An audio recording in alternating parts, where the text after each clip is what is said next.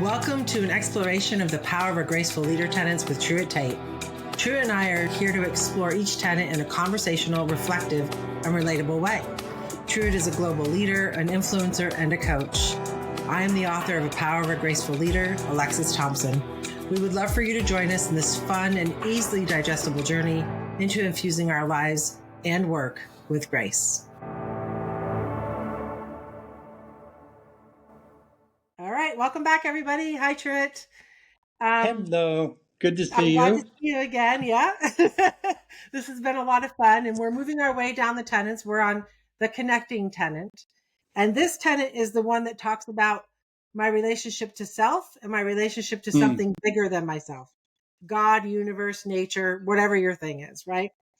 And so inside there, we learn to expand our world from my world to our world, or from I did to we did. And we know for leaders, especially high potentials in a team, they are high potentials because they actually executed with excellence on whatever their craft is or their mastery. And now everyone thinks, oh, they should be the next leader, right? And they tap them, and they often don't ask, do they want to lead? They just say, this is the next thing you have to do. And there's a struggle there for someone who's a super achiever, or let's say competitive, or whatever the thing is, to move from I did it to we did it, and all of the things that happen with ego and team play. So that's what we're going to explore here. Okay, sounds good. Lead Okay. on. The first question is, what does it mean to you specifically when I share that moving from the I construct to the we construct is a form of connecting? Okay. Not sure I'm going to be able to share any particular genius there, which is a way of saying I almost don't see how it can be otherwise. Okay.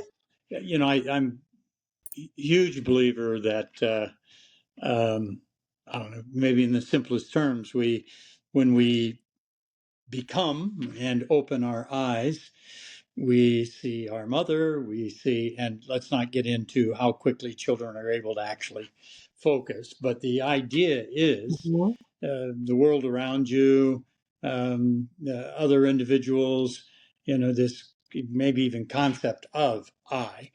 It is much more from the beginning, the connection with everything. I used to, now and then I was still, so it's not used to, now and then I will, for favorite people, talk about a quote, and I'll probably get it wrong, but it was Charles Eames, who was a architect, philosopher, designer. I just went to the Design Museum in London, which, by the way, is fabulous, there by Holland Park. And he's quoted, but I love the simplicity of a quote, and you can see how this ends up being a nice toast with friends. Eventually, everything is connected. People, objects, ideas. Mm-hmm. But it's the quality of the connection which determines beauty, value, and meaning, right? So everything's connected, Mm-hmm. but the quality of the connection, that takes it to a whole nother level. So in a way, maybe because I feel that quite strongly, saying that we're all connected for me is a little bit of a shrug. Yeah. Yes, of course.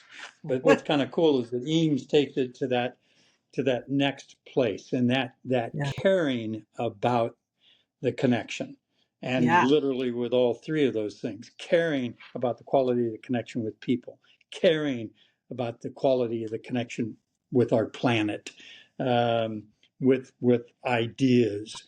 There's an investment there, and there's a depth that Mm-hmm. comes. I think I'm a nut on reflection. The connection's not enough. Caring about it, reflecting on it, investing in it, that gives meaning. And I used to love the fact that he would then say, it's what makes it beautiful. Connection's a connection. Yeah. Quality of it makes it beautiful, makes it art, connects purpose. So I think that it's critical, really, that people care about that connectivity. And starting with the thank you for the blessing, that for most of us, it starts with family, right? Again, young baby, where is it first? It's mom, it's dad, it's a sibling, it's your home. And most of us are blessed with the environment, which in effect kind of celebrates our connectedness.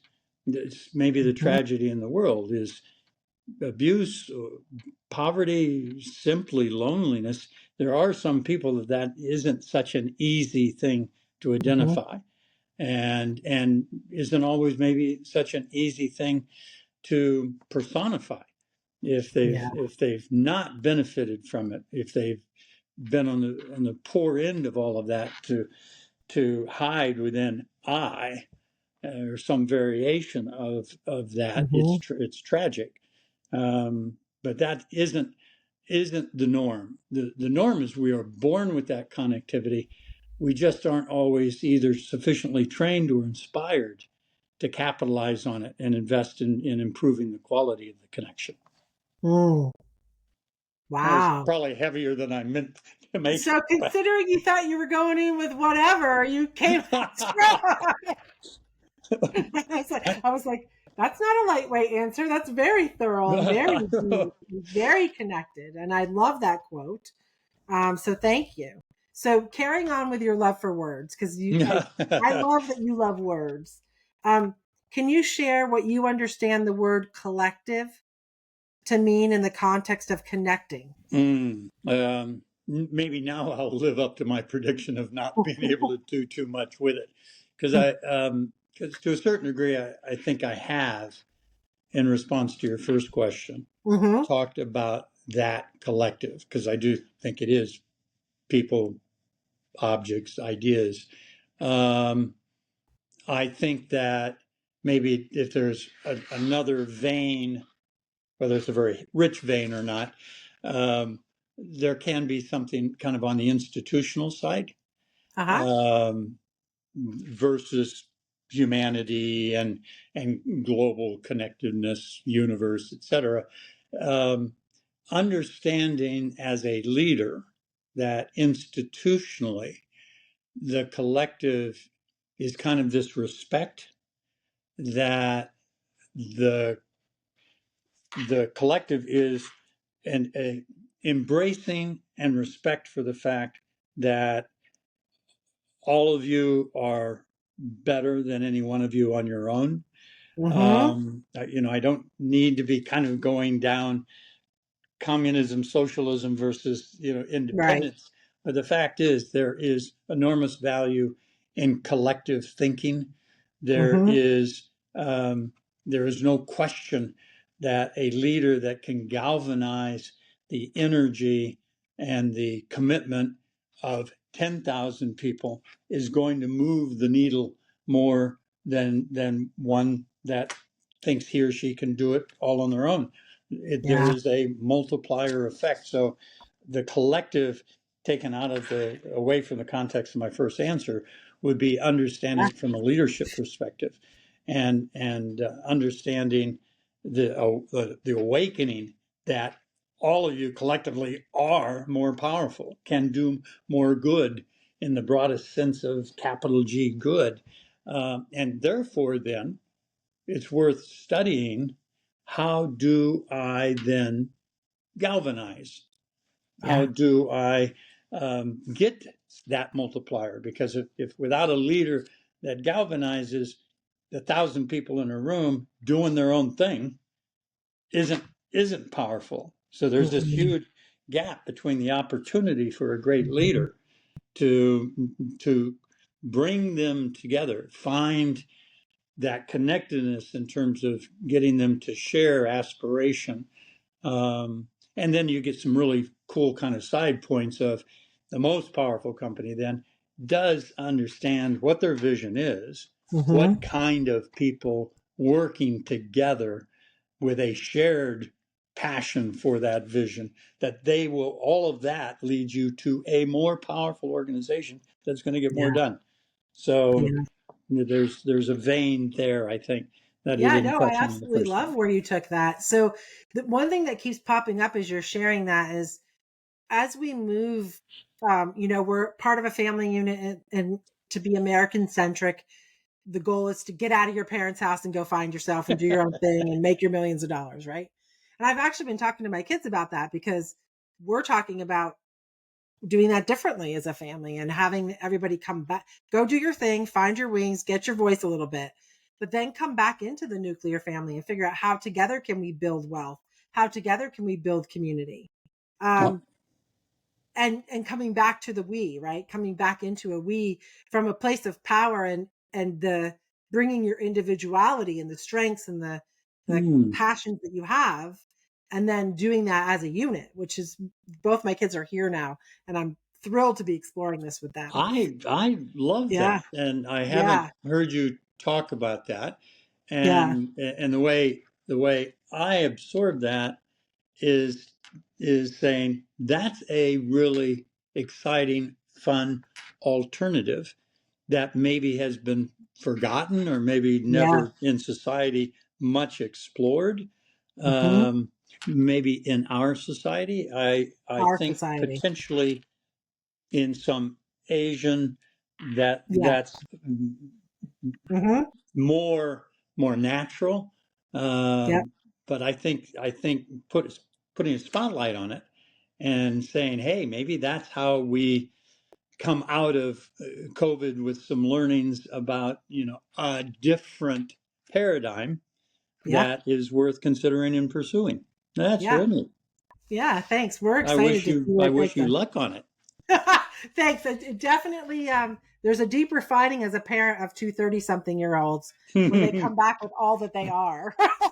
Yeah. So it's definitely it's a humbling experience for me as well. But one of the thing that popped up in there is that for us as individuals, that we go and individuate and then we potentially come back to community, whatever community may mean, is the willingness first, and then the practice second, of humility. And for me, I don't know how this is for you, it's been really hard to be willing to ask for help, because I got a lot of my identity uh jazz from being able to do it all myself for so many years. Right. um, and that's dissipating slowly over time. I'll let someone help me bring the groceries in now, let's say. But it's just it's that mentality of, and I think in some places in American society, American culture, we are asking people to do more with less. So we aren't necessarily resourcing them well, not all the time, but sometimes. So, what would you say about the whole idea of being able to ask for help to be able to come into community in any kind of meaningful way? Mm. Yeah. Well, um, probably a couple of months ago, you and I had one of these, and I remember taking the little quote out of Charlie Mackesy, Yes. where the horse says to the little boy, I think, says to the horse, "What's the bravest thing you've ever done?" And Hmm. the response was, "Ask for help." Yeah. And so I've reflected on that often. Another way of thinking about it in my own reflection is, I often talk to people about there are some fun acronyms for helping you think about a little discipline in your prayer. And the A in pray is almost always ask. And it takes some conversation to say ask doesn't mean ask for things, Right. ask to give me, but the idea of asking for help, asking for insight, asking for understanding, asking for Hmm. wisdom, those are Nice. all things that one could look at and say, yeah, those are all variations of humility. You don't know it Hmm. all. You don't, you Hmm. don't fully understand why you're wrestling with things. Yeah. That's I think, and that's one of the reasons why I think I talked to you about. I had given a series at the Arts Club in London with C-suite people, talking to them about the beauty of praying with their children is that you can model asking for help. Yeah. You can That's tell a brilliant. child, Yeah. But it's quite another when a 5-year-old listens to their mom, who they think is CEO of the world and the greatest thing ever, and she's asking for help and for insight and for wisdom and for strength. That's great for the child to say. It's okay with Yeah. her.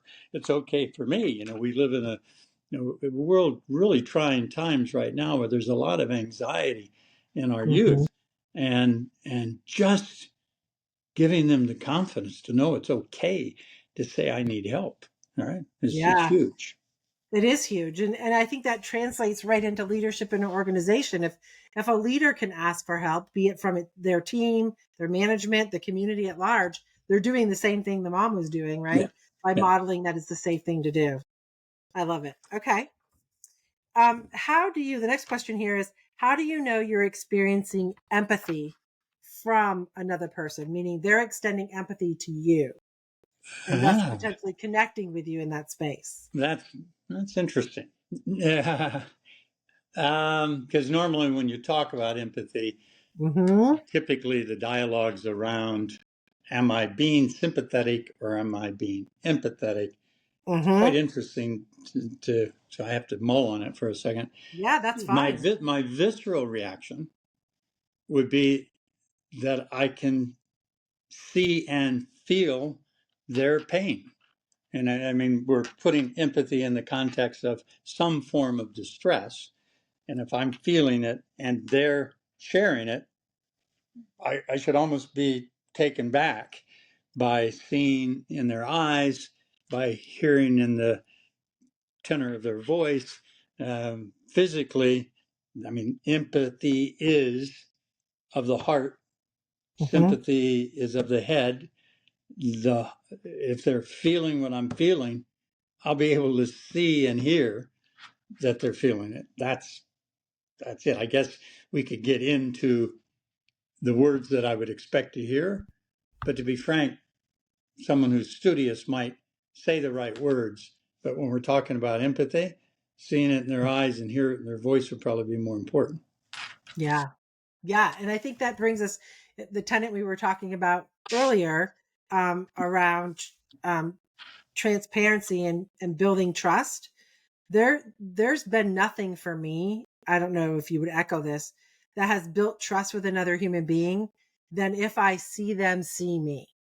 Like if they're really willing to be with me wherever I am, be it yay or nay, Hmm. that's a building trust, and it's almost energetic. It's not really even spoken.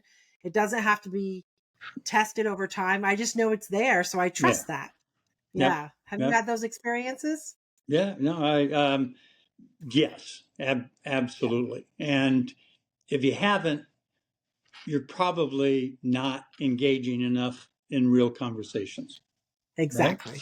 Yeah. Because there could be a lot of people, there could be people who would say to you, well, no, I understand it and I expressed it to you, but haven't experienced it myself, because I think there's a ton of people who don't engage in deep and thoughtful conversations, and I feel for them because we live in a world often where there's not enough deep and meaningful friendships, right?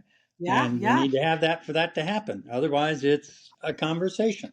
And sympathetic is well intentioned and halfway there, but it's not a substitute for empathy. No, not at all. God, that Yeah. sounded I like had, I had a a con- postcard or something. I know I had it brings me to a conversation I had with with a client. And so we were just talking, I'm one of a couple of potential solutions for something they're trying to solve. Yeah. And that's not foreign and that's fine. And I have also found that people, when they're thinking about you as a solution and 10 other people, they're making a lot of assumptions about the whole thing, right? So I was intuitively feeling that this gentleman and I could benefit from a conversation, and we had the most beautiful conversation. I may or may not win the work, and that didn't even matter. It was Right. really more, I was like, I'm so proud of us, like right now, having an honest, transparent, candid business level conversation where you understand completely where I'm coming from now. And I understand better where you're coming from now. So whatever the outcome of that is, it's a great outcome, It's yes, you right. know? But so The often, exercise itself becomes yes, the outcome. Yeah. yes. And so often we're afraid to have those conversations, right? For lots of different levels of fear. So Yeah. thanks for bringing that out. Now, this is the last question on this one, and I already kind of know the answer, but I'm going to let you just take it wherever you want to go. Oh my This is goodness. about gratitude, right? This It's is about about the thank uh, you, gratitude. Because when we are connected to something, a person, a place, an idea, which I'd really like to hear more about your idea thing, because that's okay. not one I've really gone into. But when we are able to first acknowledge a gratitude internally, and then even better if we can voice it, even if it's in an empty room or in our chapel or our safe place, right? Um, Something happens in the universe when we do that. And I would love to hear the role that gratitude plays in your life in any way that you would like to share it. Um, okay. Well, it did make me smile when you say I know the answer. Hopefully not. Hopefully not word for word. I don't think we've gotten that close. You know But your you, answer. Yeah. yeah, you do know that. No, I consider gratitude being foundational, Hmm. foundational to good health, both Yes. mental and spiritual. Hmm. Gratitude is a lens, and Hmm. you will be healthier if you start with thank you. There was I'm not even sure now. I'm trying to remember who said it. It might have been Chesterton, right?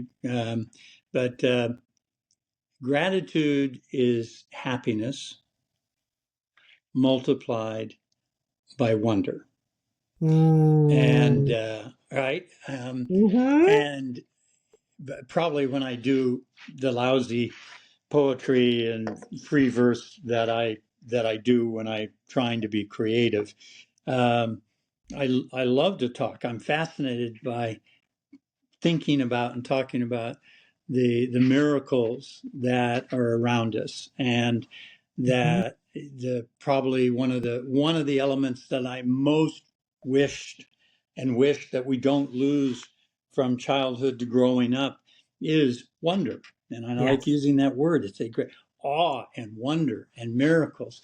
These are all words around, in my opinion, um, gratitude. Hmm. It's funny. I remember we had a good conversation one or two podcasts back when we talked about active listening. Hmm. I think a phrase that, if I were more famous, I'm sure someone would pick up on it and they'd all talk. Active observing, Yeah. right? Um, and there I can thank my parents and my teachers from when I was young. The idea of, and maybe it was a given class, third grade teacher, Mrs. Williams, um, where we got to school and the exercise was draw in as much detail as you can Hmm. the houses that are between your house and walking to school. Oh, wow. And I remember really enjoying the exercise, and I don't think I did particularly well, but I loved the concept of shoot. She's pointing out that I've walked back and forth all the time.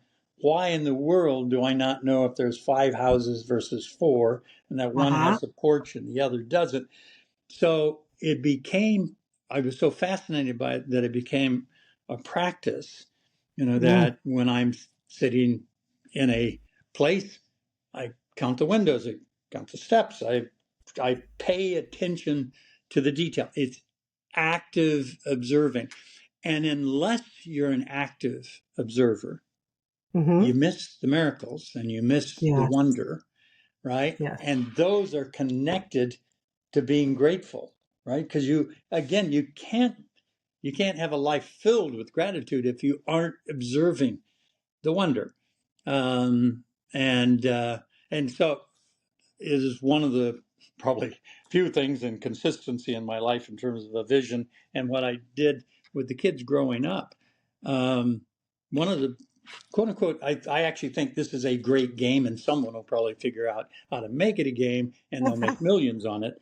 But if we traveled, or if Annika and Sebastian, my two, Mhm. if we were to be waiting in the lobby, or if we were to be on an airplane, I love picking up the magazines in the airplane, since Uh-huh. every one of us has the same magazine. And I kind of flip through and I'll pick a page and I'll tell them the page and I'll say, you two have 5 minutes to study the page. Mm-hmm. Then we're going to close them up. I'm going to be the only one looking at it. And we're going to have a little contest in terms of who Who's picked up the most. yeah. Learning to observe the details, right? So Yeah. how many umbrellas were there on the top deck? Were Mm-hmm. there any people in the pool? And they would start to really compete in the best sort of way. Yes, Yes. there were two people. One had a red suit, and the other one, I mean, you're right. The more detailed, the better.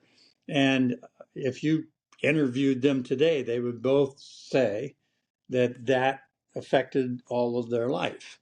Of Yeah. the idea of actively observing the way we talk about being an active listener, and that connection takes you to gratitude, because if in this world you pay attention, it doesn't mean all you can see is beautiful flowers, but you can see suffering Mm-hmm. and not just walk by. What we talked about, the difference in hearing and listening, is the Mm-hmm. difference between seeing and observing. And Yeah. people need to care more about observing. Well, observing leads very often to empathy, right? To the understanding and the feeling of Yeah. being other, not just being I. And that's a beautiful synchronicity. The other day, I have to say, because I'm still in awe of this. So where we live in the Good. mountain, we have a lot, we're blessed with a lot of rainbows after rain and after storms. Oh, So it well. becomes commonplace, which is sad that a rainbow would be commonplace. Yeah. But yesterday, specific, or 2 days ago now specifically, the rainbow that showed up was so vivid, it looked like someone took markers and drew it in the sky. And I holler into everyone in the house, everybody outside right now. And we're all running out and we're all standing there. And all we could say was, oh my God, this is so beautiful. And just be in that, when you're in that awe of life, Yeah. there literally is nothing else. It's a spectacular experience. And I And do, would yeah. you agree with this? I remember the first time really feeling it and then sharing it with my wife was Uh-huh. being in that situation. And it was seeing physical beauty and being by myself. And I Mm, think I've shared with you, I do appreciate there's time to be by yourself and time to reflect. And it's hard to reflect and not be alone. But when it gets down to observing something beautiful, sometimes the only weakness of the moment is if you don't have someone to share it with. And that gets to your sometimes. connectivity. Yeah. That there, in my opinion, there's no question that rainbow Yeah. seen with two is more beautiful than the rainbow seen only by you. The Yeah. sharing Yeah. enhances it. Totally agree. And if you have the experience by yourself and you try to put language to it, it just doesn't work. I mean, No. you do it because you want to share it, but it also doesn't work. So Yeah. it's pretty magical. Yeah, that's a good catch. A really good catch. So if you had some words of wisdom or a quote or anything you'd want to share about the importance for leaders to connect to themselves and to something larger than themselves, what would you leave us with? Gee, I wish I could create something perfect. You will. um, the kind of the beauty of what you do in these podcasts is that you kind of do a weave that ends up, being more comprehensive. I don't think I have a quick quip. I would probably get back to liking to end complimenting you. You are helping people think through how to connect the dots. And that is making people reflect more on themselves to be better, that you have them reflect on the quality of the connection with those and those things around them. And once again, to be better and to create a better world. My sense of what you do is help all of us get to being to a better place and be a better person in it. And if that's kind of what people wake up saying the point of life is, that's not all bad. No, it's a beautiful thing. And thank you for being another human being doing the same thing where you are in the world. So, and Trying. I think that I believe that's what drew us together to even Mm. take on this journey together, was just seeing that best version of ourselves in the other person. And I Yeah. really appreciate Oh, that. great. Yeah. Look forward to the next one. And until All then, right. take care. All Safe righty. travels. Thanks. Bye bye. Bye bye.